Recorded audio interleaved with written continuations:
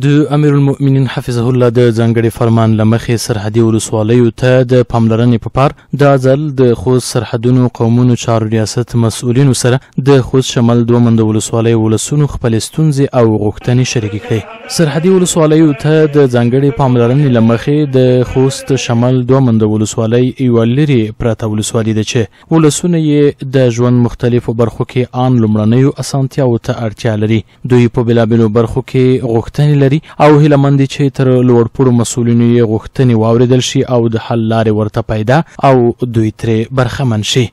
دغه خو ډېره مهمه غونډه وه چې وشوه، ځکه د میک په منطقه کې د مشکلات زښت ډېر دي. باید د مشکلات د قبایلو رئیس طرف نه چې دام سره مرګلی شي او امارتي چارواکي نیر سره مرګلی شي، انشاءالله دغه پرېکړې به خامخا کېږي. زه خپل عرض د امارت ډېرې درنې مشرتابه ته په داسې ډول وړاندې کوم چې د نوموړې ولسوالۍ خلک ډېر مظلوم او بېوزله دي.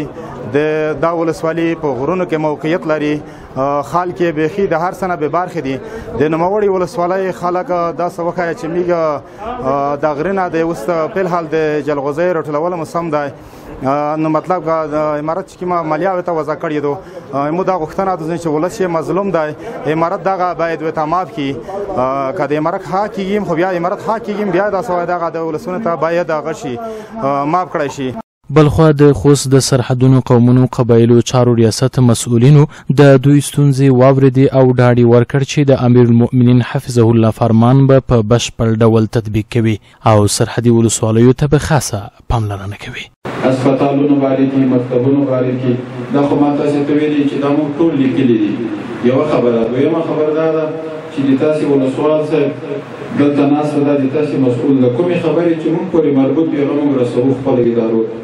نورې خبرې تاسې دلته وکړئ، که موږ پورې مربوط وي اصولو کې به موږ ته ورسوي، که موږ پورې مربوط نه وي خپلو ادارو ته به یې ورسوي.